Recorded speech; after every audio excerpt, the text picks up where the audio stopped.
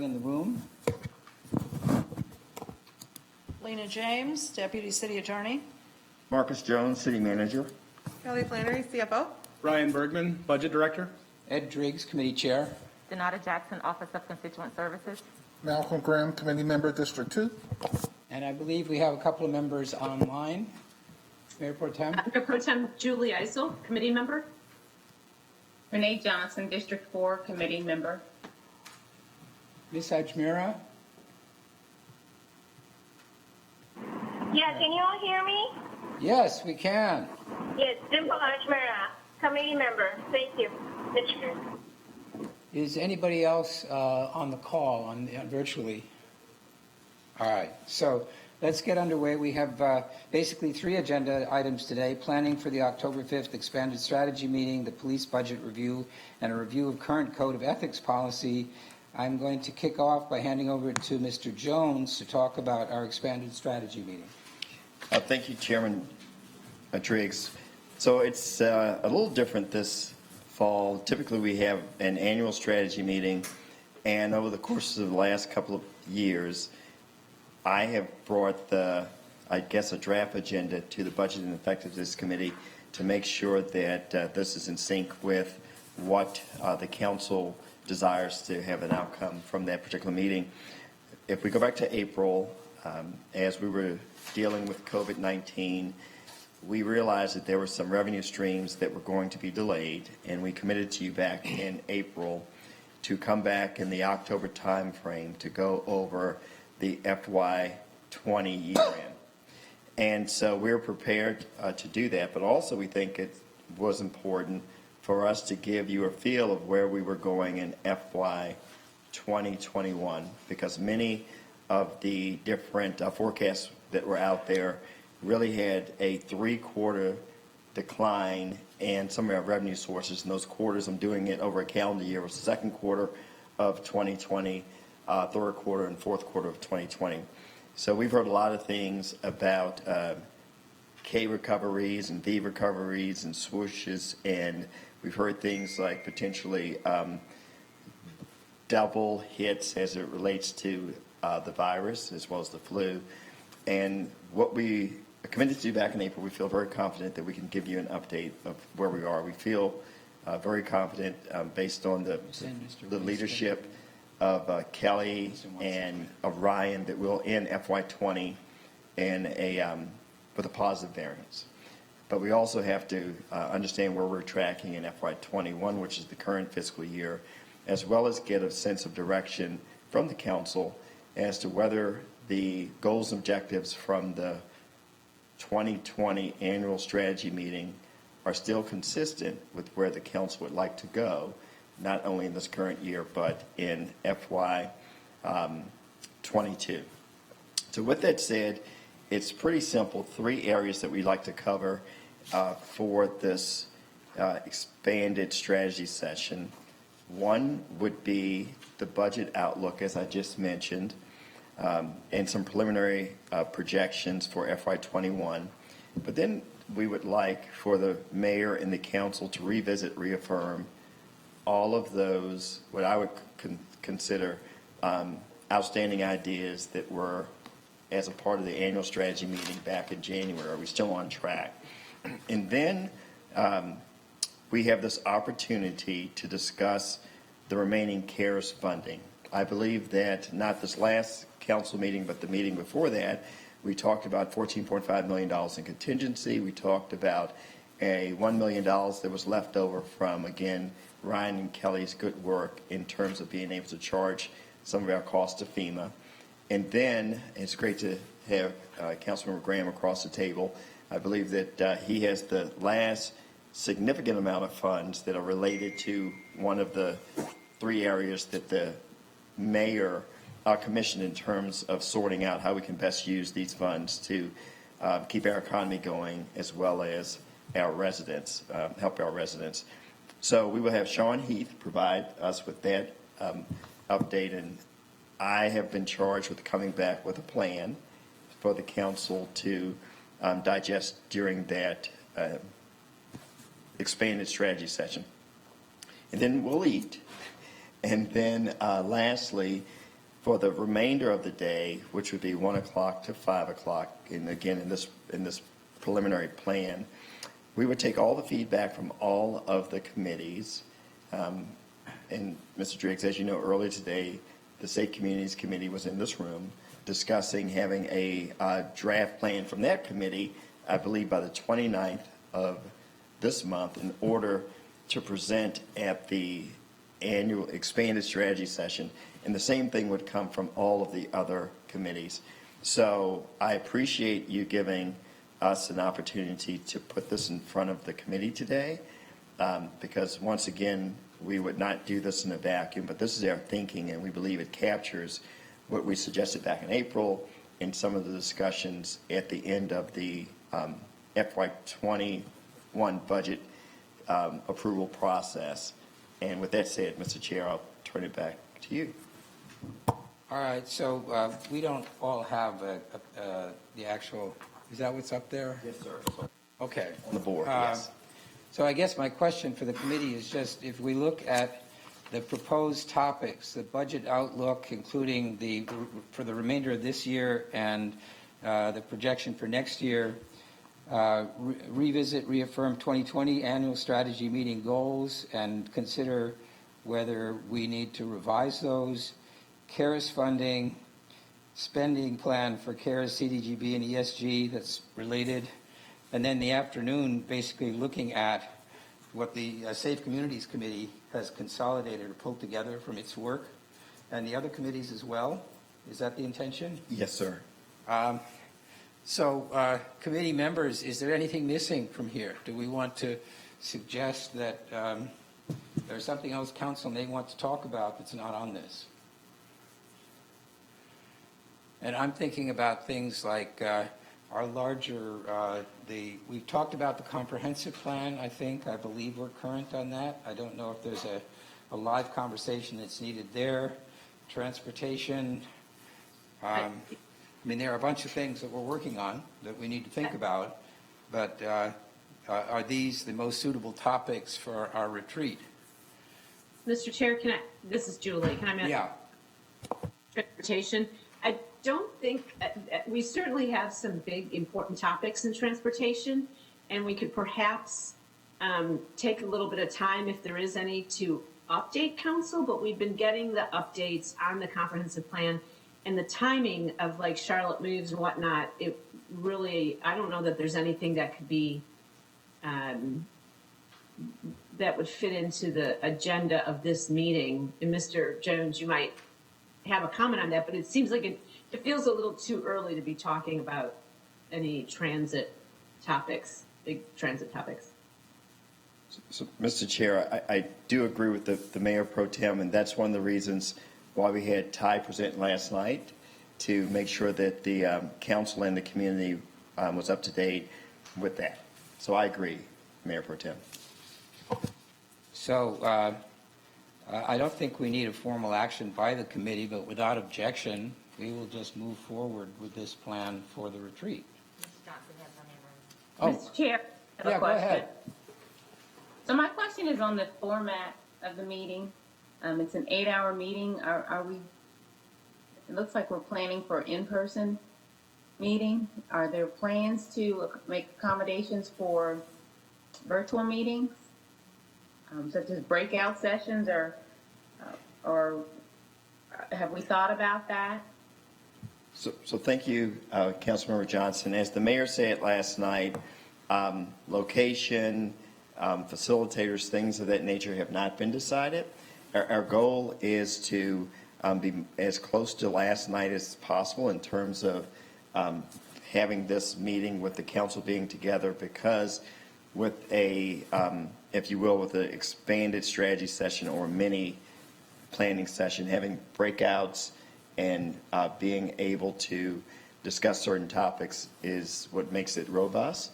So yes, we are planning this to be much like last night, an in-person meeting.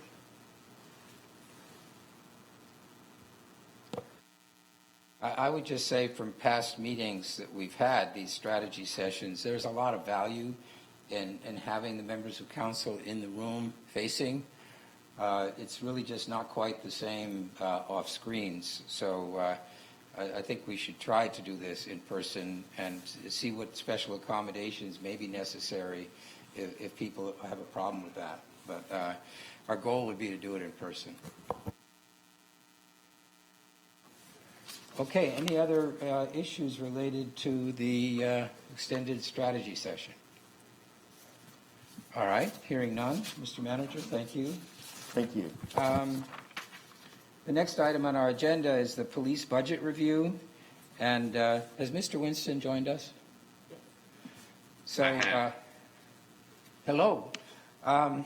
We're going to get some information from Brian Bergman about additional data that's available on police activity. And one of the things that I'm hoping to accomplish here is that we reconcile the kind of data that we have or that we're getting with the kind of intent of what Mr. Winston suggested that we request from staff.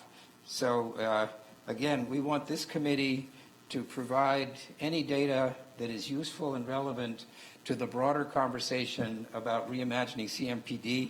And I think Mr. Bergman has got some good stuff for us to look at today. So Ryan, take it away. Sure, and I'll say a few things, and then I'll turn it over to Deputy Chief Voorhees, who can introduce his team and walk us through some of this information. So last time I presented the visual tool on the police budget to help with understanding, and some of the specific questions we got from committee and council members were around the equipment codes that we referenced, and then also around overtime, staffing analysis, some questions around purchasing and asset management. Specifically on the equipment codes, what we did, and I did mention this earlier, is we downloaded from our financial system every purchase made over $1,000 from those equipment codes in FY20. And it's actually equipment and department-specific supplies, things of that nature.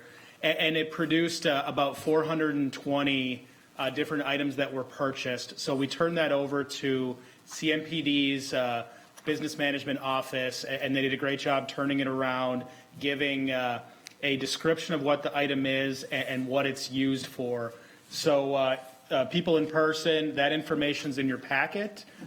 People who are virtual, this was sent to you a little bit ago if you'd like to look through it. We're hopeful that it shows that we do have some information that we can give you upon request. We want to help wherever we can with that process. And also, I hope it shows that there's a lot of different departments touching these types of purchases with access to them, things of that nature.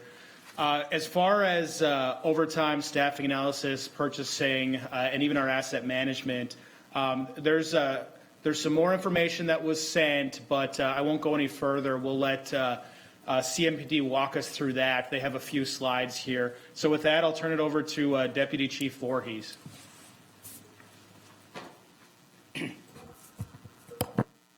Deputy Chief of Patrol Services with CMPD. With us today, we've got Monica Wynn to my left. I believe you're right. She is the Crime Analysis Unit Director. And then to my right, your left, is Kelly High Foster, our Business Manager. We have some slides, as Ryan said, that we're going to go through today. There's an overview, should be on your screen. And I'll turn it over to Kelly High Foster for the presentation. Good afternoon. So today we're going to go over the overview of handouts, staffing assessment overview, investigation workload project, allocations and workload, overtime, procurement, our procurement workflow, and asset management. Next slide. So in your handouts and or sent to you electronically, we have the CMPD patrol staffing assessment, our MPP staffing results, our CMPD procurement policy, the city's procurement policy, our asset management directive, the city's capital asset policy, along with our FY20 CMPD procurement items over $1,000. Next slide. So now I'm going to hand it over to Monica Wynn to discuss the patrol staffing assessment. Thank you. Can I interrupt for just one moment, Mr. Chair? Who Yes, go sent ahead. the email we should be looking for? Tamika Ingram, who works in the budget office. Okay, thank you. Yep. Mayor Pro Tem, it was sent at 2:21.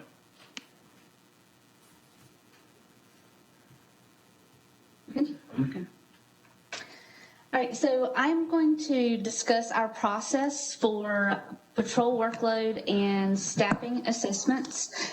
And I'm going to talk about it in the context of the most recent staffing assessment that was completed.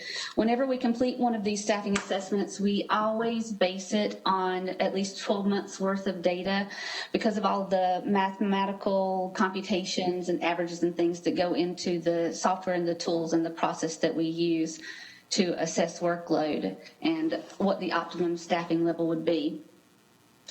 So the most recent 12-month period that we analyzed was August 2019 through July 2020. And during this review period, patrol officers engaged in over 500,000 police interactions, and over 370,000 of those were citizen-initiated calls for service for a patrol response. So all of that workload that we pull together based on our computer-aided dispatch system is analyzed, and this particular assessment resulted in the need for 1,559 police officers required to adequately staff our 13 patrol divisions. So the primary component that we use to perform all of this analysis involves using a software program called Managing Patrol Performance, or MPP. It was specifically designed and developed to determine the number of police officers needed to respond to 911 calls for service. It uses a mathematical model to analyze all of our workload data to estimate how many patrol personnel are required based on a series of expectations that we plug into the software that we want to be able to meet. It also factors in the need for proactive officer-initiated activities as well. So when we use MPP, we have to tell it what are our performance expectations. There are 5 expectations that we have established. One is we want to have a 7-minute response time to our priority 1 or emergency calls for service. Those are things like violent crime and personal injury accidents and shots fired when a suspect is on scene. We want a 20-minute response time to our priority 3s or our immediate calls for service. An example of that would be a property damage accident in the roadway. And we want a 40-minute response time to priority 5s. An example of that would be a non-roadway property damage accident. We also have a performance expectation of 15 minutes per hour or 25% proactive time for officer activities. And then on average, at least 2 officers free for backup purposes. So all of those expectations are plugged into the software package, and all of our input data that we pull from our computer-aided dispatch system is also imported into that application. So by patrol division and by hour of day, we look at calls per hour. We look at how many units are required to respond to those calls, how much time each one of those units is spending on those calls, what's our square miles and our street miles covered by each of those patrol divisions. So MPP takes all of that information and it calculates for each of our 12-hour time blocks. So we've divided the 24-hour day up into 2-hour time blocks. It calculates the number of officers that we need in each division for each one of those 2-hour time blocks to be able to meet our performance expectations. All of that information is then transformed into a standard 3-shift configuration for each patrol division. So we have an 8-hour first shift, a 10-hour second shift, and then a 10-hour third shift. The minimum number of officers that are needed to meet those MPP staffing expectations for each shift is then multiplied by a relief factor. So policing is a 7-day-a-week operation. So we have to multiply that number of officers needed by a factor so that we can consider the average amount of time that officers are unavailable to work, such as their scheduled days off, their vacation, sick leave, FMLA leave, military leave, training, funeral leave. All of that is taken into consideration. And then that turns into a multiplication factor, and that is our relief factor. So it is 1.9 for our 8-hour first shift, and then it's 2.1 for our 10-hour second and our third shift. So the way to translate that is, if we want to field 10 officers on first shift in a division, we will have to provide that division with 19 officers so that we can make sure that we are fielding officers throughout every day of the week, 365 days of the year.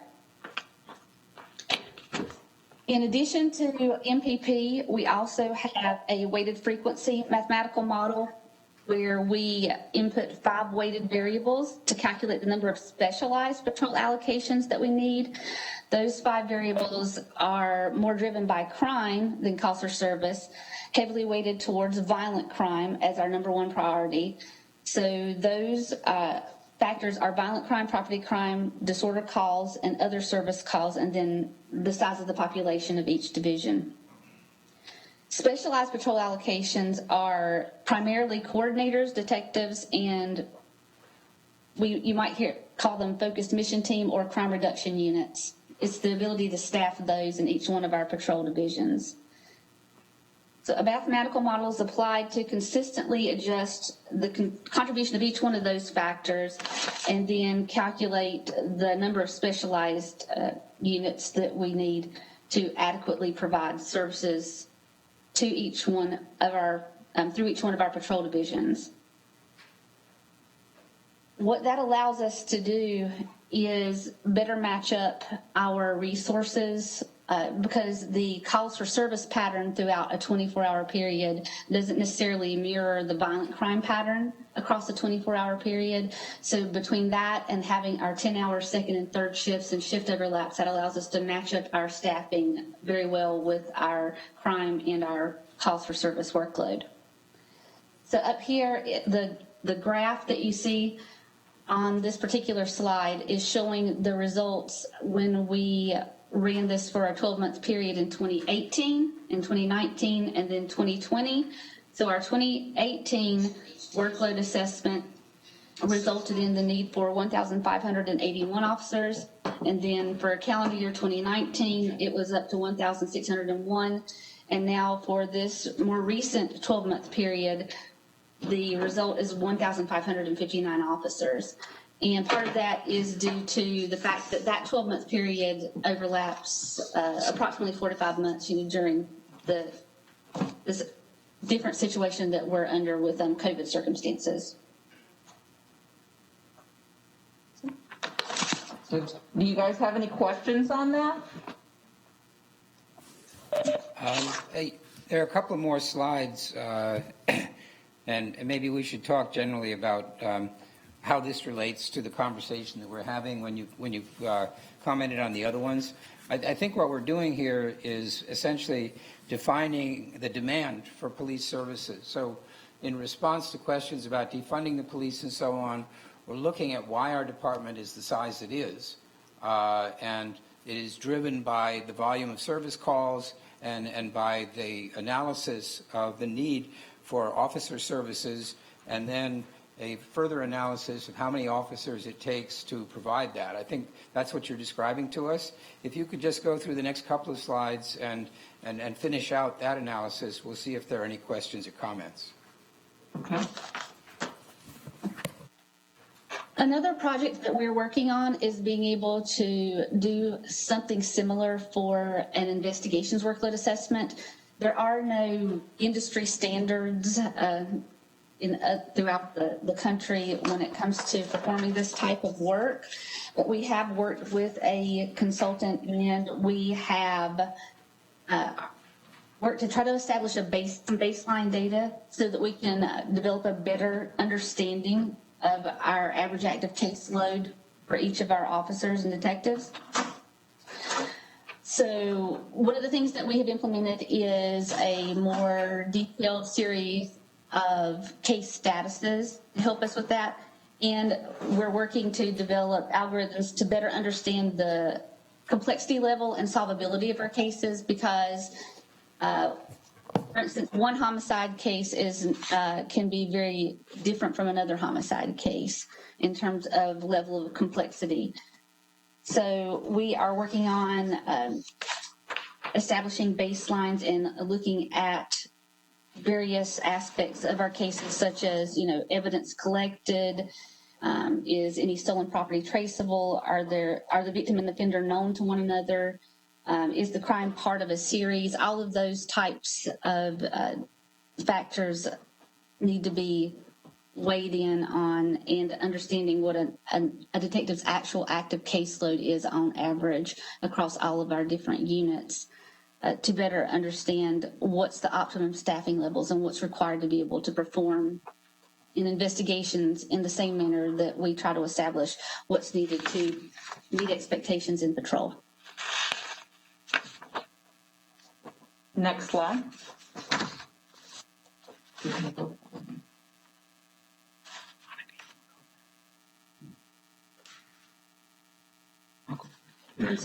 So on this slide, what we've done is taken, in the first line, you'll see current employees. The second line is what our FY20 budgeted allocations are, what the current vacancies are in each of the divisions, and the percentage vacancies. So what I've done after that is take what Ms. Wen has done with the current workload and what she says each division should have, and show you based on workload what a workload vacancy number would be. And so you can see, based on these numbers, what our vacancy rate actually is in the divisions. So if you go through, I think the highest you will see is 42%, and that is in the South Division based on workload. But if then you go to current budgeted allocations, your highest is University Division. So it really depends on the staffing level. We have a high rate of retirement at this point. Currently, we have 160 vacancies. Now, at the bottom of this sheet, the current number of vacancies you'll see today would be 190. Now, that is not inclusive of the recruits that we have in our school at this point in time. They have not, once they graduate, then they'll fill these vacant slots within patrol. So in total, we have 160 vacancies, but we do have recruits in school at this point in time. Next slide. So you had asked on about our overtime, and here you'll find FY20's overtime by division. And what I've done is just list the top overtime for anything over 200,000. And what I've done here is you'll see actual overtime in the first column, but in the second column, to really get a good number for actual overtime, I've taken out June, because that was unexpected overtime. And so going through each division, this is their actual overtime without June, and then what their current vacancy rate is, and really why they're utilizing that overtime. Some of the reasons for vacancies, I'll take the first one with Communication Division. They have a 21% turnover rate. The hiring and training time is much like the officers. It is a long training time.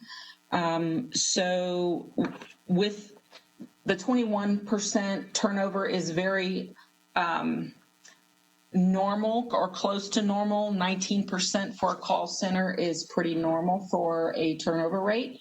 When you go down to all of the divisions, you will see the vacancy rate. And then with violent crime, also, it's not just the vacancy rate, but it is the actual investigative caseload. So throughout all of this, you can see exactly why they're working overtime. Next slide. Now, Councilman Driggs, this is where we'll kind of move into procurement from the workload. So do you want to stop here and ask questions, or do you want just to go through the whole thing? No, I think this is a good break point. So for one, committee members, do you have any questions? I don't think, is ISO?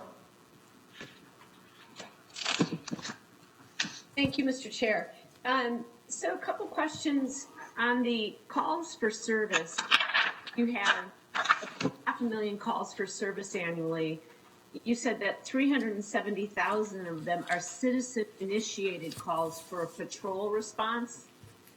If you could break that number down further and look at what percentage of those calls are for perhaps for if there were another body that could respond to such calls, you know, we're talking about this with reimagining the police. If you had social workers or whatever, mediators that can respond, what percentage of those calls really don't call for an armed patrol officer to show up? Or even things like a fender bender, where you could have somebody just take a report that everybody could use for their insurance company. Do you break that number down, the 370,000, and really look at it to say, this isn't usually what, you know, we need our police officers to be responding to? So I think we really don't know. A lot of the departments that deal with traffic accidents, it's one of those things you don't know what you're going to get until you get there. A lot of the calls that I think you're referring to are the ones that are officer initiated as opposed to calls for service. The bulk of the calls that you may be able to take away from police would be in the calls for service category. So again, a mental health call, a homelessness call. I know in some cities they're looking to do that, to have somebody besides a police officer respond. The other calls are usually officer initiated. So example, if I have a case that I investigate and I figure out who the suspect is and I want to go find the suspect, I may self-initiate that and make a call for service for myself to go try to locate that person. So those are some of the calls that we have. If I decide to try to make a traffic stop, that would be a call that I initiate myself, or what our officers would initiate. So the bulk of the calls that you would probably try to move to some other resource would be the ones that are actually citizen initiated. And maybe I misunderstood, but didn't you say that there were 370,000 that were citizen initiated? Or was that officer initiated? That was citizen initiated. The 500,000 number is reference to police interactions, so that would include both officer initiated and citizen initiated. Okay, so yeah, it's the 370 number, because what I'm thinking, and we've been talking about this, and that, you know, the Cahoots program in Eugene, Oregon, and Albuquerque's doing this, that they're carving out those calls and assigning them to another group to allow you guys to do your job for the 25% of the calls that are either police initiated, or it might be the fire department that say, hey, we need some help here, or whatever it is, or you just know, even if it's citizen initiated, you know you need trained officers to show up, and they might need to use, you know, they might need to use firearms. But I just would love to know at some point the percentage of all those calls for service, of the 370,000, that really could be handled in a different way, because it seems to me that you would find a cost savings in overtime on the police initiated and the ones that call for trained police officers to show up to. But I would also think that we could handle that differently at a lower cost per call than using our police officers' time. Clearly, they're overtaxed in every single department, in every division, and somehow, you know, finding relief just seems like a win-win if we can find another way to respond to some of those calls. So I guess I'd like to ask if we could find a way to break down that 370,000 number and figure out what that's really made up of. So, Chief and CMPD, is that something you guys can follow up on, right? Yeah, so Mayor Pro Tem, when I spoke earlier, I talked a little bit about some of the analysis that the Budget Office is doing on the front end for some of those same cities. And really what they specifically are looking at is mental health and homelessness, but it's also a level of risk that they assess with each call, which is typically a police officer in the 911 center assessing that risk. My understanding is that we do have a lot of information on types of calls, so I think we can, to your question, try to break that down a little bit more. I won't try to say exactly how we can break it down, but I think I certainly understand the spirit of what you're looking for, and we'll certainly try to do that. Okay, right. I mean, what I'm getting at is that, you know, some of these calls for services, whether they be police initiated or citizen initiated, require a trained police officer who knows how to intervene and knows how to respond to that particularly dangerous situation. And there must be a way to really look at what the cost of those individual calls are versus the cost of a phone call. You know, if I call you and say my neighbor won't turn down their stereo and it's 1 a.m, or, you know, a restaurant uptown and you guys get those all the time, do we need the same officers to be responding at that same cost? Or is there a better way to do that that's going to ultimately save everybody, including you guys, money? So that's going with that, Ryan. Thank you. So, Ryan, the only thing I'd mention about that is since we're trying at the retreat to kind of get as final as possible, if we can generate some of this data to look at least by then, I don't know that this committee will meet again, but that would be valuable information because I think that's going to be a key component of the recommendations is identifying opportunities. And Chief Voorhees, do you have any comment about that? Councilmember Driggs, I've looked at certain things like traffic accident. I know there are 2 civilian traffic accident investigators in Wilmington, but 2 wouldn't put a dent in the number of accidents that we had in our county. But it's something that we're certainly looking into. We're trying to find ways to be more efficient, and if we could take some of those types of calls off of our plate, I think we're absolutely open to it. There's been some concern about who would do the work and where would they go and who would you find to do that work and would they feel safe doing it and other concerns like that. But we're certainly willing to collaborate on looking at solutions for some of those types of calls that we could give to someone else. Great. I mean, this committee is mainly concerned with getting the data that the council and other committees could look at to make decisions like that. So we will try and, Ms. Eisel, we will try and get that information as quickly as possible and circulate it. I have Ms. Johnson next. Well, yeah. Thank you. I just have a few questions.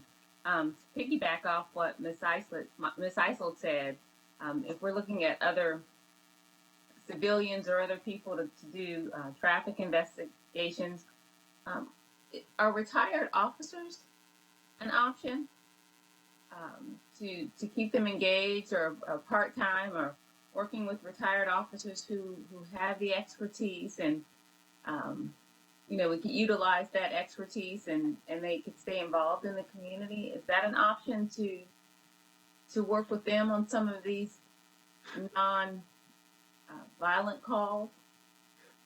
Not on violent calls, but on the traffic accidents. We've run a pilot project in the University City Division. Mm-hmm. They average about 2,500 calls. They're the highest number of calls per calls for service per any division that we have.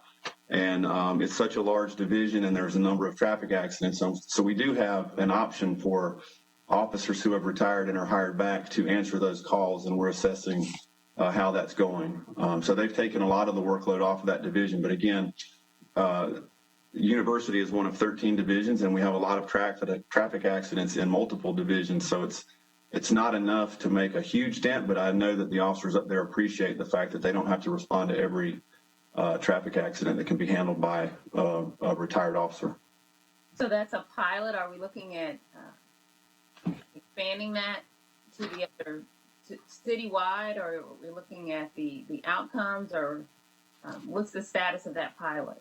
Well, it's not worth. I think it shows merit. We don't have enough officers that are retired that want to do it to fill it currently. So again, it's valuable for the University City Division, but if we expanded it to all 13 divisions, it would be something that would require a lot more officers to make it beneficial. Okay, thank you. So I am the District 4 rep over the university, or in the university district, and I've already heard from one of our constituents due to the high vacancy rate. So Kelly, thank you for explaining the reasons for the vacancies. But I wanted to go back to that slide, if we could.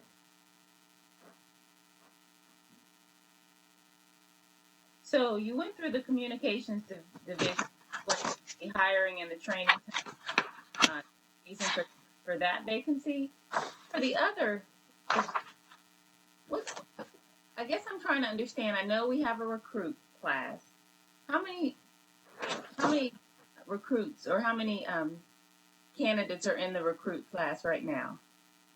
40? Around 40. I'm not sure at the moment, but usually a class is between 30 and 40. So if we know that we have 160 vacancies, what is the process for trying to fill that at 100%? I mean, if our classes are 40 recruits, how often are we having classes? Is there ever a time where we don't have, over 100 vacancies? How is that process done so that our vacancy rates are lower? Is there anything that I know you need the amount of officers and the amount of qualified candidates, but is there a wait list for officers, or what are we doing to reduce the vacancy rate, and what can be done? So we have a number of officers that are assigned in recruiting to get more people processed in. It's not for the lack of candidates, it's for the lack of qualified candidates. And so you can fill a recruit class as fast as you can with qualified candidates when you locate them. We do have budgeted classes every year. I know we're trying to put, I believe, 60 in the next class in October, which is fantastic news for everybody. Everybody in our department welcomes classes of that size. We have looked at our lateral program to give incentive for officers in North Carolina specifically, but also anywhere else in the country that can come who already have some experience. And that program is ongoing. And we've looked at another future thing to have anybody who's been sworn as an officer potentially come and get acclimated to CMPD's culture and stuff before. So that would be another way that we could increase our numbers, but it's not for lack of effort, it's for lack of qualified candidates. Okay. All right. So, Ms. Johnson, I think Mr. Bergman has a comment. Okay. Yeah, this is something that I've been heavily involved in over the last couple of years. One of the things that we can't control is just the age of the police force. We had a lot of people that were hired at a certain time as the city expanded. And so there's been more retirements over the last 2 or 3 years, maybe a little bit longer, than the previous years, which has added a little bit of stress to this. But also, one of the reasons that we haven't added positions over the last 3 years, we've added no sworn positions, was because CMPD and the city wanted to focus on some pay initiatives to make sure that once we train an officer that we're able to retain them. So we have been doing quite a few things to try to address that vacancy rate. Part of it is just the retirements, and part of it are things that we have tried to address on top of the things that the chief mentioned. Okay, thank you. And then my last question is, there were some metrics that were mentioned, such as 7-minute response time, and there were some other times and expectations that were mentioned. Is there a way that can be shared? Those expectations can be shared with City Council? Yes, that information should be included in the CMPD Patrol Staffing Assessment 2020 handout.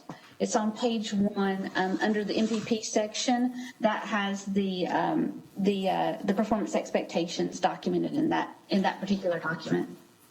And that's something that was emailed to us? Yes, ma'am. Okay. That's part of the meeting materials for this meeting. I'm looking at the slideshow. I'll look at the next document. Thank you. All right, Ms. Ajmira. Mr. Chairman, okay, can you all hear me? Yes. Okay, thank you, Mr. Chairman. So I have, I wanted to piggyback off of what Councilmember Johnson said about the service call and what is our goal and what has been the actuals in past couple of years. While we are at that, also I'd like to understand the overtime, what is being projected and what has been the actual for past couple of years. Do we have data on that, or would that be something that will be brought forward at the strategy session? I can take that, Kelly.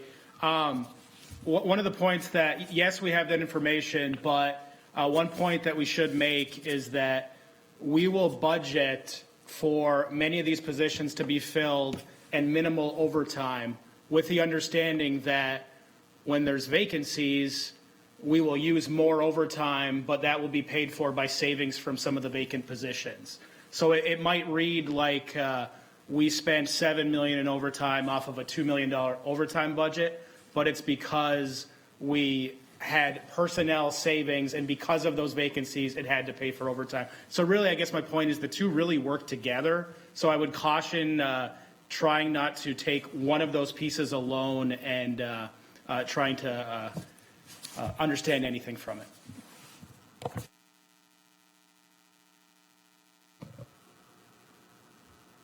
Ms. Ajmira, does that answer your question? Can you hear me? Yeah, go ahead. To follow up on that, both vacancies and overtime will go hand in hand. So wouldn't overtime end up costing more than a field position?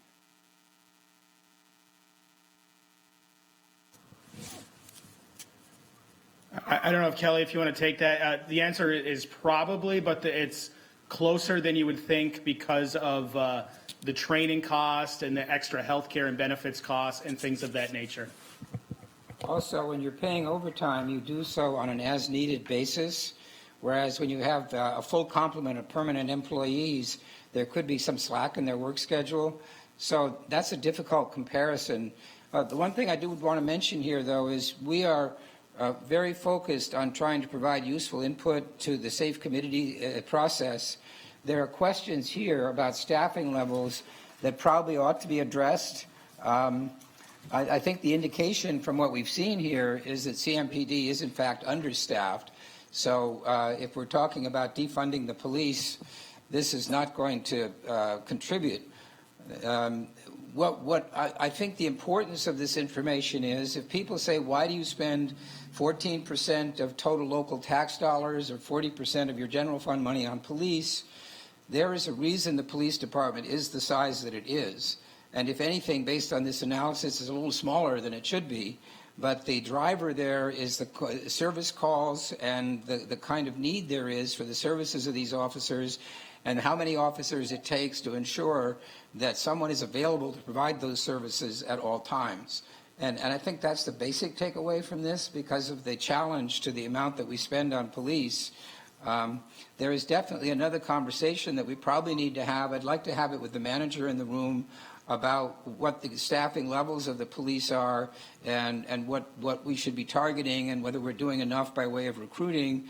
I was certainly involved personally in the decision to try and increase the payment to officers so that we weren't chasing our own tail with the recruitment lagging behind the attrition in the number of officers. And we had too many officers that were leaving because they would reach a certain plateau and had no prospect for further financial advancement. But again, that's actually a long conversation that may not be as germane to our primary goal right now of identifying activities like what we were talking about before, things that might be severed from the police department and resources that might be diverted to other uses. So I hope that will be our main focus, just because I think that's where we can be of the most value in the overall police review process. I did have, Ms. Ajmira, did you have anything else? Yes. No, also when Ryan brings back the data that's been requested, could you also let us know how many vacancies are there currently?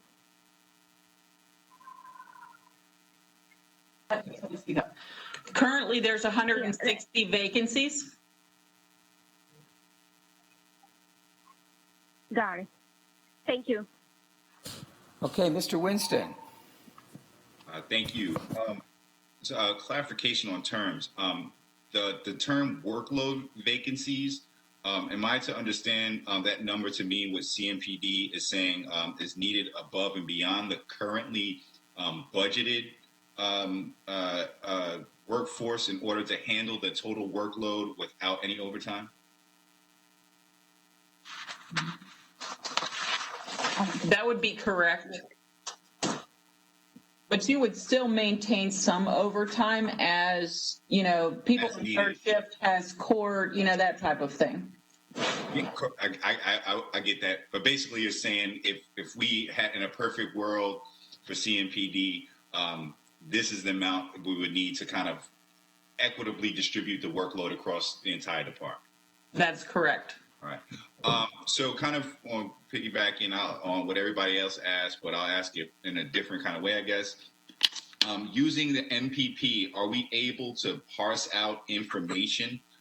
For example, are we able to anticipate the amount of resources per day needed for domestic violence calls or mental health emergencies and so on and so forth? MPP does consider all of our call load in totality, which would include our initial response to domestic violence calls and any type of calls that have some type of mental health angle or aspect. So that is built into that particular, those inputs. Yeah, understood that it's aggregating everything. Yes. Are we able, I guess what I'm asking is, are we able to kind of get that parsed out information to kind of like, for us to kind of edify ourselves, of what amount of resources are needed, where and for what? Yes, we wouldn't necessarily be able to use MPP to do that, but we could help provide an understanding of the amount of time spent specifically, let's say, on domestic violence related calls. But that is just to, as a reminder, that would just be the time spent on that initial call for service, but it doesn't, incorporate the time that we're trying to capture for the investigations. Yeah, and the follow-up that we have to do. Well, I think that could be helpful, still information, but I think, that's it. That's the last question, but let me think about that. I think that could still be helpful. Mr. Graham. Thank you, Mr. Chairman. I just want to echo your sentiments. It's a little bit out of sequence, but I just wanted to kind of echo what you were saying. That I think it's a great point, because this is a push-pull type of thing that we're trying to do. Just this past weekend, I was with Chief Jennings on Catherine Simmons, and we need more resources there, right? And the conversation was related to having fit patrols on Catherine Simmons compared to having fit patrols in uptown. Well, the folks in uptown are being paid by the corporations, to do those foot patrols.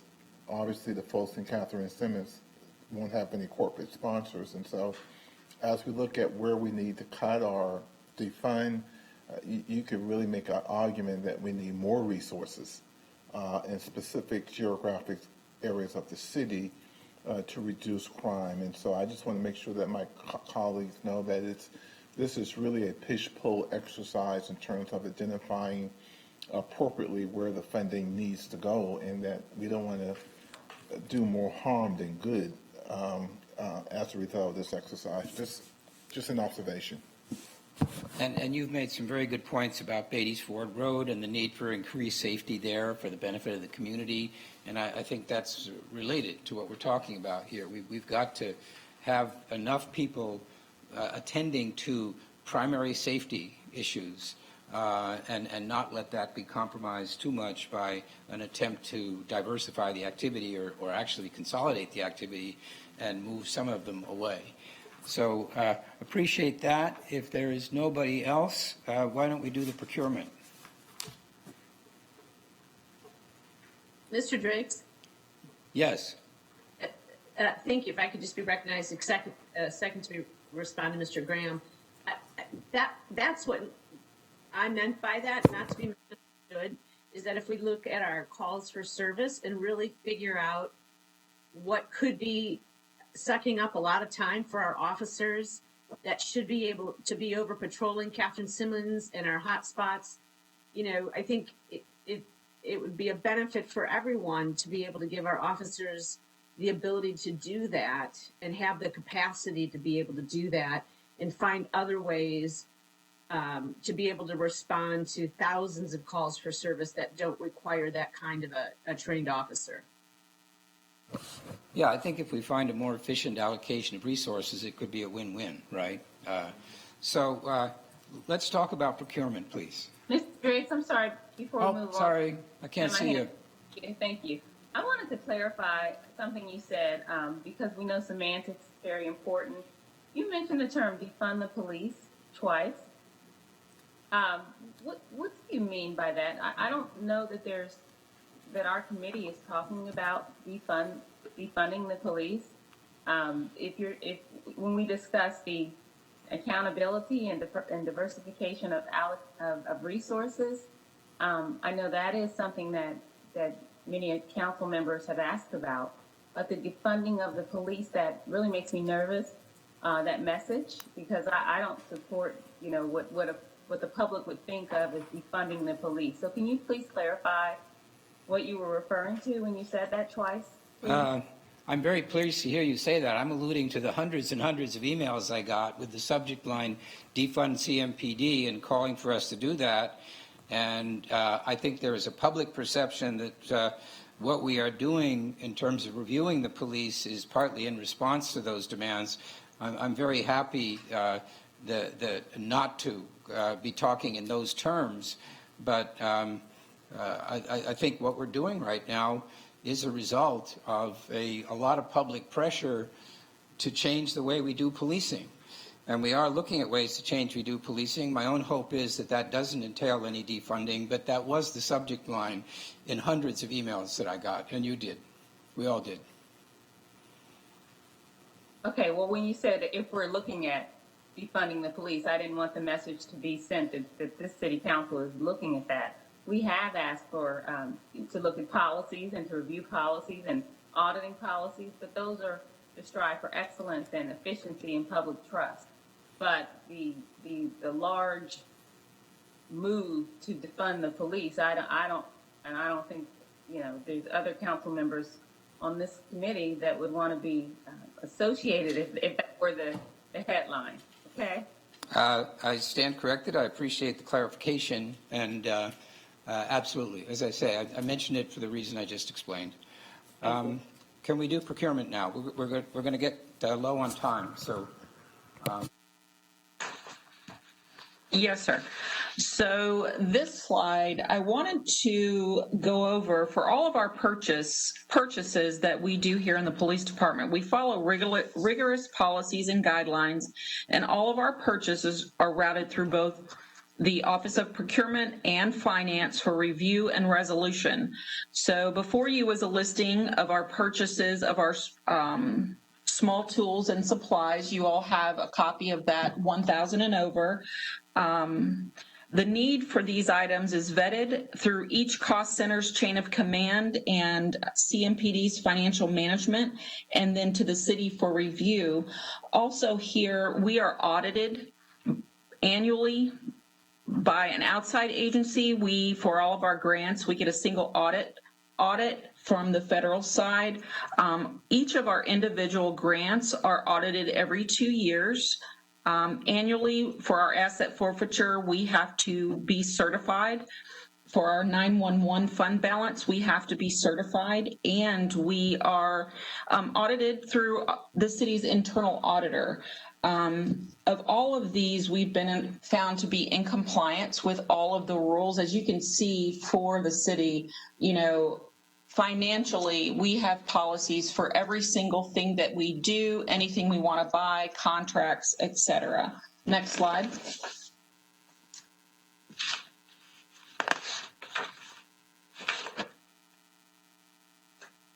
Next slide. Thank you. On this slide, this is part of our policy in the CMPD. So here, I just really wanted to give you what our workflow process is. And if you look at the left-hand side, you'll see the thresholds.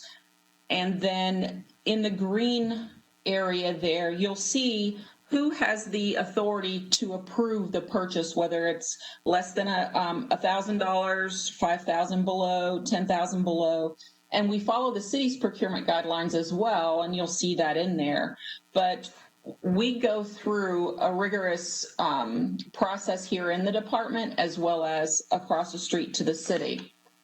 Next slide.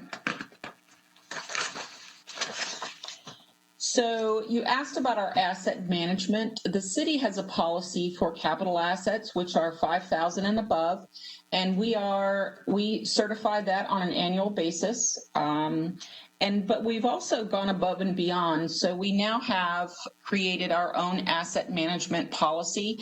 And there you can see I took a clip up there to show you what we consider sensitive items that we need to account for. And so this really isn't based on cost. It's based on security and risk of it walking away. And what we call our Z items. So we've recently added a collective data system. It's an upgrade from the system we had before. In this system, we are using it as an inventory system. So can you go to the next slide, please?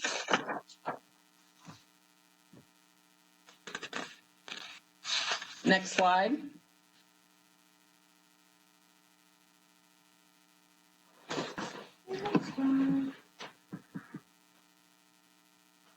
Just go ahead. So on the next slide, we have screenshots of our collective data system so that you can see how we track the items, how much they cost, the date we've purchased them, and how they were funded. So this one obviously was grant funded. For the grant funded equipment items, we are required to track those items regardless of the cost. And so in here, this is able to keep track of all of our items. Please go to the next slide. On this slide, it's just a different page, but it will tell you the location of the actual item and who's responsible for these items. So the goal of this was to, one, track our assets, but also from a budgeting process. If someone comes to us, for example, and says, I need 10 radars, and they're replacements, our questions are, one, how many do you have and which ones are you replacing? So this system annually, the goal is to be able to receive a report for all the items that need replacing. It's part of our equipment replacement list. And so that's part of the goal of, this system as well. ultimately, we will have all of these items in there. We, at this point, do not have everything because this is a new policy. And we had to get the system up and running. We have to go division by division to get all of these items in here. So it is a work in progress, but this is how we actually track and are going to track all of our assets that we consider high risk. And that's the end of our presentation. Do you all have any questions?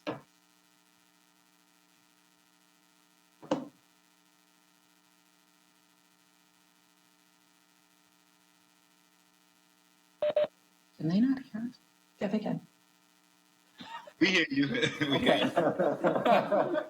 All right, any questions?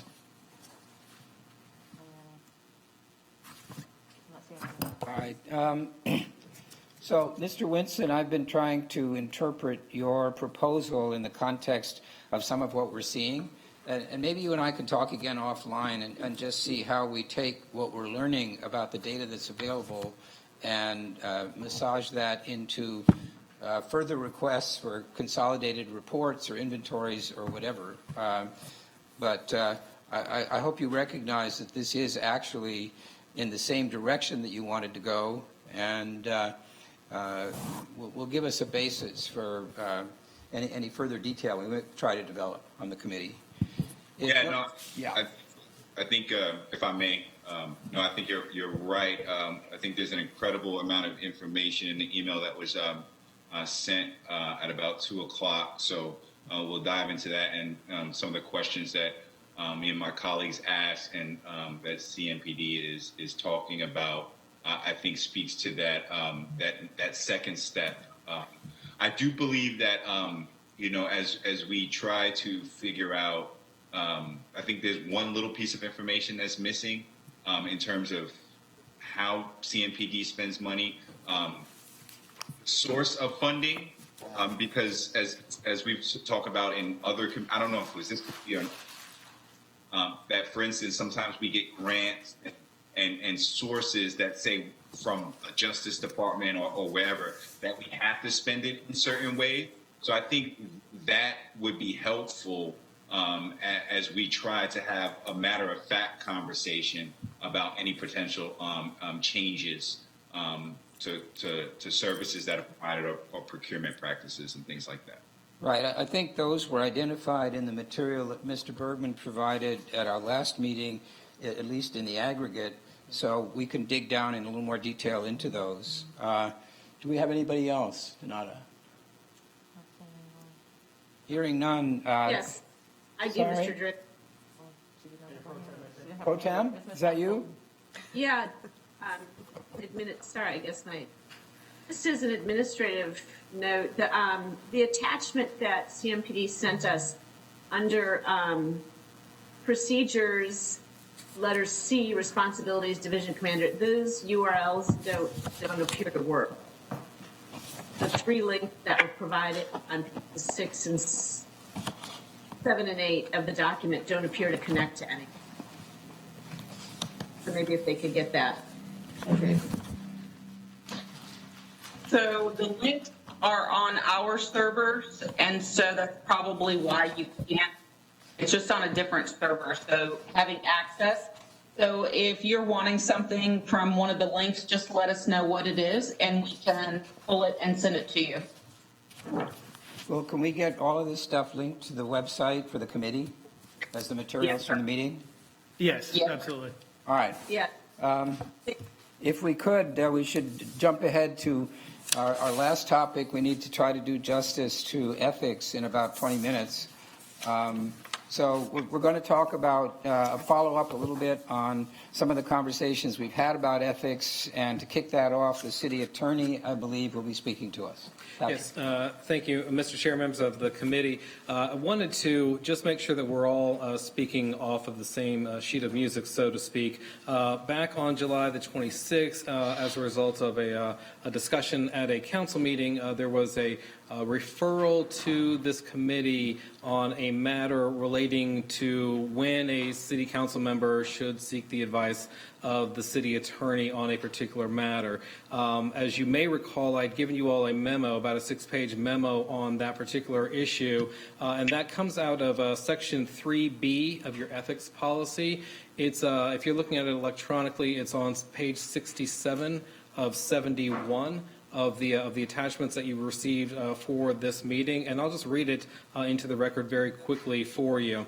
If the mayor or council member believes that his or her actions, while legal and ethical, may be misunderstood, the official should seek the advice of the city attorney and should consider publicly disclosing the facts of the situation and the steps taken to resolve it, parentheses, such as consulting with the attorney. This is language that I have been familiar with throughout my career, a little bit different verbiage in my last employer, but generally it is the advice that I would always give city council members, particularly new city council members coming in.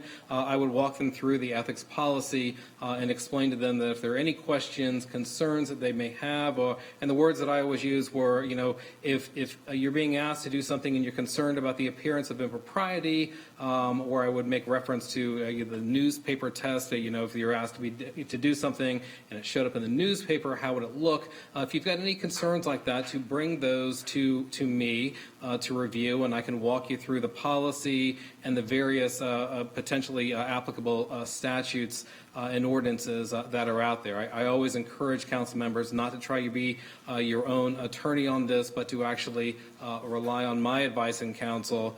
So if something does go wrong, you can at least turn to the city attorney to say that you did seek the advice in counsel.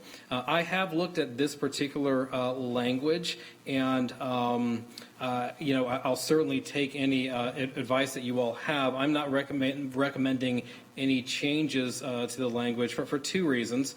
The first is something that I've learned over my 22, 23 years in local government, is that on occasion things will not turn out the way that you want them to turn out, and the question is was it a conduct issue or a mistake, or is it a policy issue or something that's lacking in the policy? The language here, I suppose, could be tighter, but from my perspective, it conveys to the individual council member that if you're concerned about any action or proposed action that you've been asked to partake or considering partaking, if you're concerned that it's going to be misunderstood, you should seek the advice of the city attorney. I think most of you, during my short tenure here, the 18 months that I've been here, I think most of you have come to me with a particular matter, and I've been able to walk you through that particular matter, whether it's an invitation to a dinner or a sporting event or what have you. So the language that I see here is fairly consistent with what I've seen before. It is certainly something that I think we should emphasize, that if you're involved or getting involved in anything that could be seen potentially as a problem, don't guess on that. Just come to me, provide me with the information, and we'll provide you with legal advice going forward. So that was the first piece that came out of the July 26th meeting, and I'll stop there to see if folks have any questions about that. Let me give you a forecast. We do have a PowerPoint presentation on the second part that has sort of come out since the July 26th meeting, and that relates to ethics complaints and how they're handled. So it may make sense to bifurcate this conversation and just talk about Section 3B to see if folks have something on that regard. So I just wanted to add to that, the situation that we were in concerning a council member's relationship, employment relationship with a nonprofit, and the proposal to grant money to a project led by that. It could be argued that our existing policy already indicated that this should have been discussed with the city attorney early on and should be publicly disclosed, or the need to publicly disclose it should have been considered and talked about. So the question really for the committee is, do we feel that more specific language or different language is needed in order to make clear that a situation like the one that occurred is not something that our policy wants to entertain? And I have Ms. Johnson. Yeah, that was going to be my comment. So yes, we need more specific language because if I recall, our policy didn't address that specific situation. It was addressed in the state policies, I think section 8.101. So I think there was more specific language that was needed regarding that incident. And I can't see, well, I have to pull that up. But our policy did address that that we could not contract with this city. I think we need very clear language because if I recall correctly, it wasn't addressed in our local policy. So the only thing I would say about that is that legislating all of the possible circumstances that could arise can be tricky, and I think that's why this language is general. But, okay, point taken about that. Does anybody else have a comment? So I guess the question then is, Mr. Attorney, maybe in response to that, could you look at a way to craft some language that would be clearer about a situation like the one we were in, not specifically that, but just in general? And Ms. Johnson, if I understand you correctly, you would like to see us address a relationship that a council member has that doesn't rise to the standard of being a conflict according to current state law, but that we ought to regard as one. Is that right? Yeah, I mean, or some obvious appearances of impropriety, such as we should not financially gain. Yeah, I think there's a way to practice that can be easier for Patrick to have decided, I think, the last time. All right, so if we give that charge to the city attorney to propose something for us to consider about that, the other comment I would make is that looking at our ethics policy, other than on these two issues, the conflict of interest issue that gave rise to this referral in the first place, and the ethics issue that we're about to talk about, I think the conclusion of the attorney is that our policy is basically sound, right? That we don't need to rewrite it. So unless somebody on committee feels that there are other parts of our existing policy that ought to be a topic of conversation in this meeting, we're going to take the charge that we got to mean let us look at the conflict of interest language and see whether it needs to be tightened up.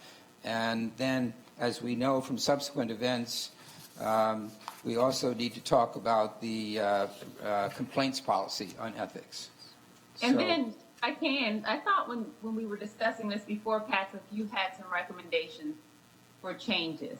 I'm going to go through my old emails, but did you have some other suggestions or ideas that you thought would be beneficial? So as it relates to the section 3B, I don't really have anything. I think you can leave it as is with just an emphasis for council members on any potential conflicts. But I think putting in a sentence or two, and I would suggest keeping it in 3B just to make sure that it's all in the same place and that council members or future city attorneys don't have to hunt and peck for it. I think you can just add it to section 3B as it relates to conflicts of interest should be disclosed, and we can put some language together for you fairly quickly on that piece. So I think basically we need to make clearer rather than leave it open to the judgment of the individual council member when the situation exists where a conference with the city attorney and potential public disclosure is indicated. Yes. And so the flag goes up. Because I don't think it's a good idea for us to legislate in our ethics policy all possible situations of, say, board members of nonprofits or other relationships that could exist.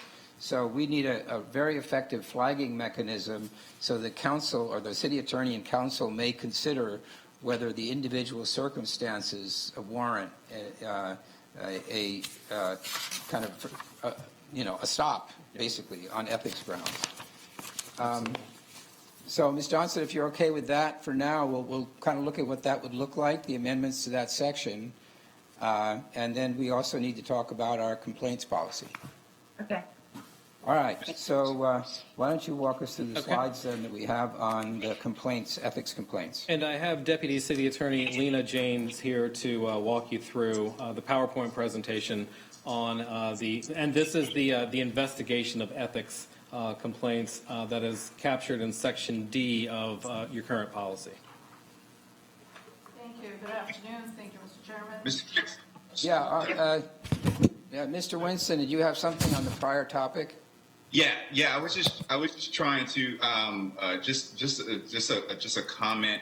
I think Mr. Driggs is absolutely right. I think we need to look at maybe in terms of our ethics policy, how we interact with one another. I will tell you personally, I'm very concerned with a potential direction we should litigate each individual. For instance, I'm an employee of the Charlotte Hornets. The Charlotte Hornets have a relationship with the city of Charlotte because the Hornets are, the city is a landlord. I also work for the Levine Museum of the New South, which has a relationship with the Arts and Science Council and the Foundation of the Carolinas. So I don't, if you try to make something that is so rigid, that doesn't allow for, this is a small city where everybody works together. If it's something that's so rigid that goes above and beyond, that is just so ham-fisted, it just doesn't make sense. So I think most of this is communication with each other, because I think how we got here is that people were surprised about what was going on in each other's, honestly, personal lives. So I don't know how you deal with that through a policy or a rule or a document, but I think it's more about how we ethically interact with one another to keep the business of the city rolling. Right, and I think you could argue that our existing policy might have called for an early consultation with the city attorney, and that might have led to earlier disclosure of the proposed transaction. So clearly we're counting here on the kind of good faith of council members, but there may be room to add some wording, and our goal in all of this is to have situations that have any kind of question about them brought to light, and then the council member, for example, might ask to be excused, in which case a majority of council would have to agree to excuse that member, and there might be a conversation about whether that was appropriate, or we may determine that this is absolutely a conflict and that whatever it is that's being considered should not move forward. But basically the conversation needs to start early, and we need to have a lot of daylight on anything that's being contemplated. I think that's our main goal. So thank you, Mr. Winston, and if you would then proceed, Ms. James. Thank you. I will. So I just wanted to say the intent here was just to give you an overview of the current policy, a little bit of history about the previous policy. We had occasion to take a look at the old policy as well as consider the minutes and the discussion of council as well as committee in 2015, which was the last time this policy was amended and adopted. So I just want to touch on some of those things. We also did a comparison to 3 peer cities here in North Carolina, so you'll see that as part of the presentation. And then we have some possible suggestions at the end. It's about 7 substantive slides, so I'll try to move through it quickly and not reread it all to you. Actually, Ms. James, given our time constraint, and I want to be a little respectful of my colleagues, we had a number of conversations about our existing policy in the context of the change that we made recently to the wording, and if committee is okay with taking the existing policy as kind of read, and in brief, it just says complaints have to be submitted in a certain fashion. The city attorney has to confirm that the person submitting the complaint is properly identified, the action about which the complaint is made is properly described, and that the violation, the provision of our code that is being violated needs to be identified. And the way that works under our existing policy as recently amended is there's a referral to an outside counsel to do an evaluation of the complaint and determine whether pursuant to paragraphs, portions 1 and 2 of the relevant paragraph here, either a report should be made back to council that the outside counsel determined that this was not something that warranted further action, or that in fact further action in the form of investigation will take place. So, excuse me for fast forwarding a little bit through that. No worries. But I wanted to get us, I think it's really interesting and important that we get to the peer city comparisons and some of the thoughts about what we might do instead of our existing policy. We made a kind of Band-Aid fix on counsel by removing the word investigator and putting in outside counsel to avoid the immediate characterization of any complaint as an investigation of the council member named in the complaint. Now we need to be talking about whether the policy we have, even as amended, should be replaced, or whether there are better ways to do this. And if we can jump straight to that, that would be great. Thank you, Ms. James. Thank you, Mr. Driggs. I think you covered most of that for me. I was just going to touch on one item on that first slide, which is in front of you, which was to address the question that in 2010, when council adopted the Code of Ethics, that was in consideration of the model Code of Ethics. And prior to that, shortly after that, in 2013, we repealed a conflict of interest policy that we had, and that's the portion that I believe Councilmember Johnson was referencing, the penalty about independent contractors, direct and indirect, and that's in our charter language. Right. So if we want to bring that and fold that back into the 3B, that's something we can talk about and discuss, but it is in the charter. Good. So Good. I think, if I may, then I'll move on to the Pier City piece of it. As you can see, these are all fairly recently adopted and amended policies. We looked at the city of Durham, we looked at Raleigh and at Winston-Salem, and what we tried to do, and I reviewed all those policies as has Mr. Baker, and what we've tried to do is just compress and show you what stood out as the most significant differences in terms of how the complaint process, the investigation, and the sanctions are contemplated in those policies.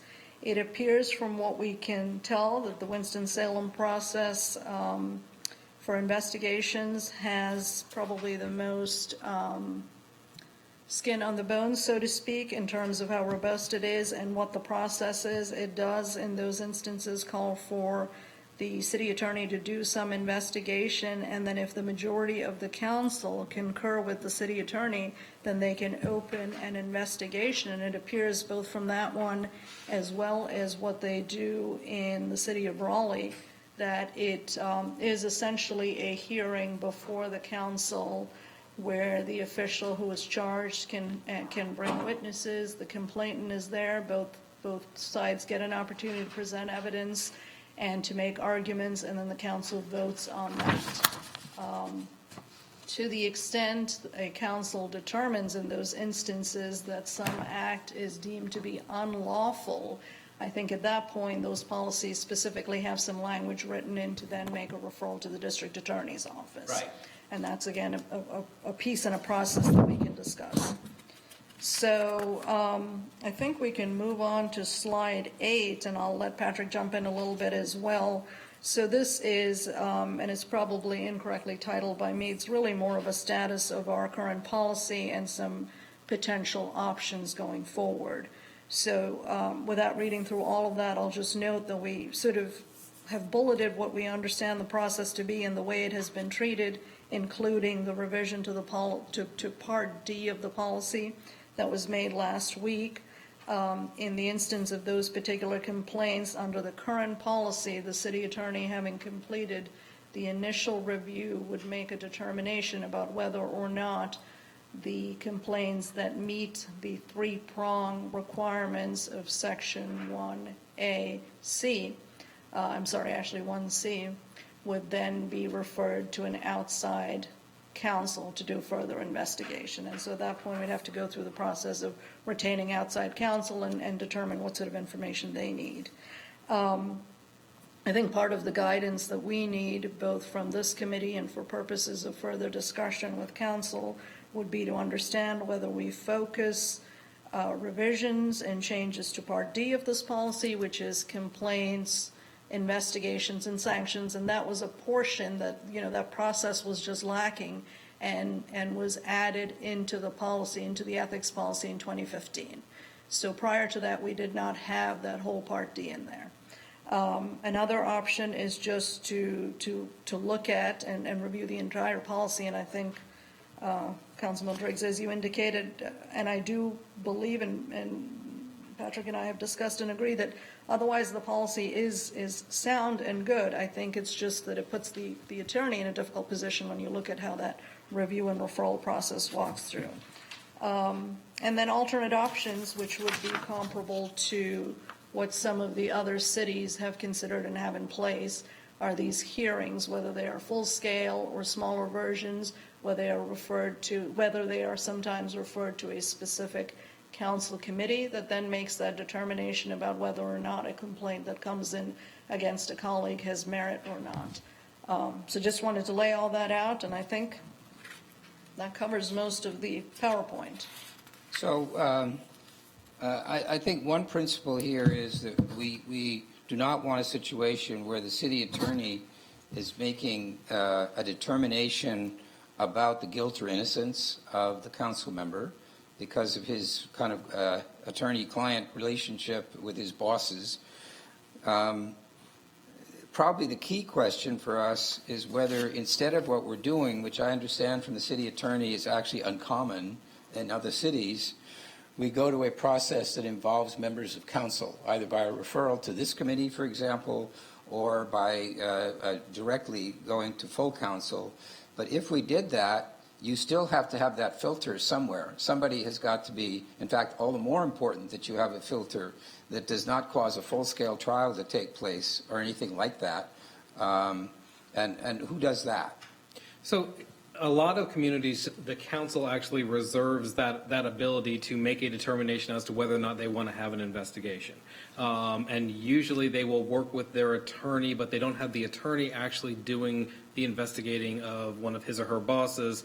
It is the attorney that will then get outside counsel to do that. And that's how it's typically handled. But keep in mind, your code of ethics doesn't even require you to have a process for handling complaints. The law says that you have to have a code of ethics out there, and the concern comes into play in situations, for instance, if there's an allegation that votes are being bought.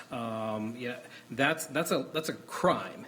And the question is, does the council want to get involved in that when you've got the district attorney's office, the state attorney general's office potentially that could handle those types of matters if you so chose. So I would be concerned about, situations where a crime is being alleged, situations where, there's an active lawsuit going on, and this is another way of dealing with a particular lawsuit. And that's why, most of these policies, you'll see they don't get that level of detail. They will simply reserve the right to review, and oftentimes you see it in a situation where a council person has gotten a DWI or something along those lines, and the council wants to say something. In particular, with the Charlotte City Council, you really don't have any authority other than to issue a censure. In my previous employer, it could have been a much bigger issue because council members could actually they could actually remove the mayor or a council person by a vote of the council. But we would all remove each other, and there'd be nobody left. I'm not suggesting that you change the charter and get that power, but this is one of those things where you're talking about the most that you could do is simply to censure somebody. So the question is, what are the types of complaints that you feel like you need to be investigating, and that's going to be the issue. Most of the communities that you'll see simply reserve the right to investigate without any further delineation of what it's going to look like, how it's going to look like. They'll make it up as they go, but they reserve the right in a situation that they hadn't thought of, where the community basically requires the council to speak out on a particular matter of the conduct of one of its members. So there's Like the reference city of in the Winston-Salem thing, there's reference to an ethics officer. Ethics officer. I was just Is gonna that speak an to that. employee of the city, or I believe is that? yes, with I believe my recollection in looking at that policy is that person is an ethics officer employed with the city's HR department. So what if I just throw out a suggestion that we look at what we've got right now, which calls for a referral to an outside counsel, but that outside counsel just makes a determination, in accordance with what you said, about what kind of further action, if anything, might be indicated. And one of those actions might be a referral back to a council committee, might be a finding that no further action is indicated, might be a recommendation that this is actually a criminal allegation and that needs to be handled accordingly. Is that practical? Is that something that That, I think, would be a better approach, because there are going to be some things, some complaints that as a board, you may feel like that's really more of a personal issue that someone has with an individual and not really something that should be addressed as a truly ethics complaint that council should be involved in. Right. So I think it's critical that we have that first filter in place, and that therefore nobody is in a spotlight because of an accusation unless a finding has been made that there is something there. Sure. So committee, it's late here, but do people have other ideas? Are we okay maybe with exploring the possibility of having a referral to an outside counsel who, instead of conducting an investigation, if one is indicated, simply makes a recommendation to council about whether any action, and if so, what action is probably indicated? I'm okay with that. I think that's a prudent way to kind of move forward. All right, anybody online have any further thoughts about that? All right, well, why don't we work on that? Can we do that? Absolutely. Ms. Eisen? Yeah. I have, I have I guess I'm confused based on the way, after our revision, the way it is now, it goes for independent review by independent counsel, who determines whether or not they themselves would do an investigation. So you're saying it goes to independent counsel, who sends it back to council, city council, and says, this is what we recommend, and it goes back to them again if the city council thinks it deserves investigation? I guess I'm a little confused on that. No, the idea would be that the actual kind of inquiry is conducted by council, but whether or not that inquiry takes place is based on a recommendation from somebody who does a preliminary evaluation. So we have the same process where the city attorney makes a determination as to basically authenticates the complaint without judgment. And if it meets the requirements, refers it to outside counsel. Outside counsel decides whether or not it is something that ought to be dismissed. And but then, instead of being the one that performs the investigation, if one is called for, recommends a referral back to a council committee so that council is involved in the process of deciding whether any action is indicated, whether any finding, whether a sanction or whatever, that we among ourselves, our peers, decide if the complaint is something that we would ultimately uphold, put it that way. Okay.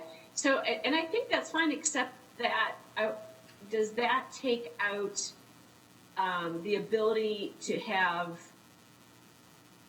professional guidance on it? I mean, it could be a situation that's quite technical, and I'm not sure the council has the ability to render a decision, you know what I mean, that maybe a lawyer would better understand, or, I'll tell you, in 2 of these cities, it is the council that does that analysis and listens to that information and has these mini hearings.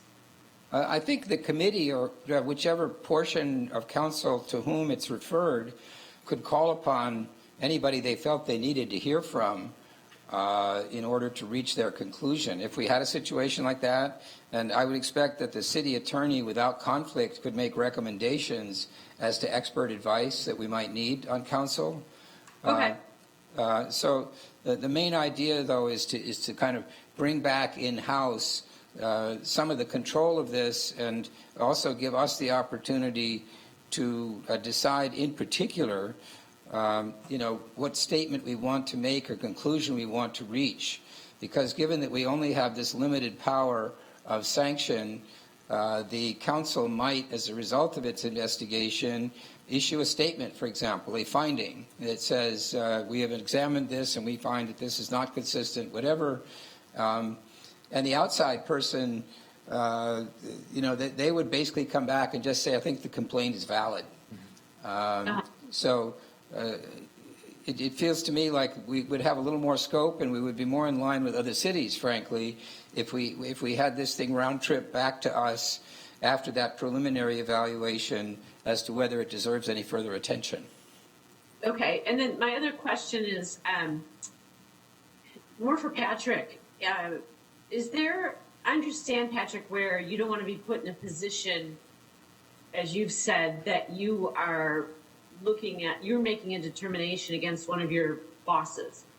However, do you feel like you need the latitude to be able to not just authenticate a complaint, but say this just doesn't meet the threshold of a valid complaint, and therefore doesn't need to go to outside counsel? Do you feel like you need any of that ability at all? Yeah, as we go through the language, I'll take a look at that, because there is a part of me, at least, that on certain matters, I'd like to be able to just make a recommendation to council that there's a better way to handle this than a full-blown investigation. The issue is going to come up where, should I be doing that? And this is more about a perception issue, because the person who sends that complaint and then I make a recommendation that doesn't satisfy their expectations, they may see it as, well, they hired a guy to basically protect them, and that's what he's doing, and that's what you'd expect him to do. That's not a real system. Now, does it get any better that they hired a guy who gave the same thing? I don't know. And there's a point in time where, if someone's not going to be happy with you or something that you've done, they're just not going to be happy. But I'm trying to create an environment where, if you want to allow, these types of complaints to be considered, the council really needs to have some sort of say-so in this. I think in 2015 it was the council's desire to stay completely out of it, and that was probably in response to past complaints where it was the council that had to initiate a complaint against a sitting council person, and how uncomfortable that was. But ultimately, if you're going to allow these complaints, somebody's got to touch it enough, and it's going to be uncomfortable for everybody. It's going to be uncomfortable for council, for me, what have you. That's not as big a concern. My issue with this one is that I'm, the paper says that the city attorney is, calling for the investigation of his bosses, and my hands are actually tied, as a result of the policy, and I would like to untie it in some form or fashion, even if it is, me making a recommendation that this might be, need to be referred out or not. And as we develop the language, we can take a look at that. I mean, I think the key thing about these is somebody has got to look at the complaint and decide whether or not the council member actually did what they're alleged to have done, and if so, whether that action constituted a breach of our rules. So, for example, if you looked at a complaint and you saw the allegation about what the council member did, and your judgment was that it didn't violate any of our rules, then, I'm not sure it would be a stretch for you to say, I can basically pass a summary judgment on that one and say that even if you stipulate as to what the council member is alleged to have done, you do not have. And I would mention a couple of the complaints that we got where you look at them, and certainly our feeling is that the fact that somebody voted a certain way on a certain issue with no suggestion of any financial connections, it's just not an ethics violation. The complainant may have been unhappy. So maybe we could look at that, but I Right, think and for some now, discretion. especially since we're late, and Ms. Johnson, I know you're waiting, I'll be right there. If we could just look at the concept of city attorney, and then the more fundamental determination maybe being made by somebody, an independent person, and then the follow-up to the extent that the thing is found to have merit being back with council. Ms. Johnson, what do you have? What's the next step? Patrick's going to come back to us with recommendations? We're not making a decision today, right? No, based on the conversation that I'm hearing, we're going to give you all some options for your next meeting. Okay, so one of the things we definitely have to look at is the process of the complaint. Right now, when we've had complaints that would seem very specific, but didn't meet the standard of specificity. So there was a whole process. I think we need to look at streamlining the complaint process. Perhaps have it online or something. So let's take a look at that as well. One of the things I mentioned earlier to Mr. Jones is for the police the IA process, for the due process to be online, for the appeal process to be online, perhaps even for city council, if there's some type of transparency and accountability page, because we're all public servants. So if this is online or something, and we can explain the process, I just think that things need to be more transparent. So if there could be like a web page where these things are streamlined, where folks can file the complaint. As far as once it's filed, taking a look at it, I'm not comfortable it's not that I'm not comfortable, I don't see that as ethical or not even ethical, proper to review council members' complaints, especially right now when we all have one filed against us. We certainly couldn't take a look at doing that right now, in my opinion. So that would be I wouldn't support council reviewing complaints. I think the city attorney or an outside investigator, I think that would be the job. Perhaps even a state ethics board or a city ethics person. But I don't think that it would be proper, just in my opinion, or totally objective for council to grade or to review other council members' complaints. So I guess what I was saying is I think the complaint should be easier process. I'd love to see some type of transparency and accountability page on our website that explains these processes, because again, and I've talked about accountability for 2 days, for Mr. Jones, for the police, for fire, council. So I think we should take a look at that. And again, I would not support city council reviewing the complaints. And I know that Patrick is somewhat uncomfortable when you say reviewing or making a determination for your boss. Maybe if initially the complaint went somewhere else other than you, or went straight to that outside investigator, or straight to the ethics department or state ethics board or something, we could do. But I think council is not in the position to review council complaints. Understood. Thank you.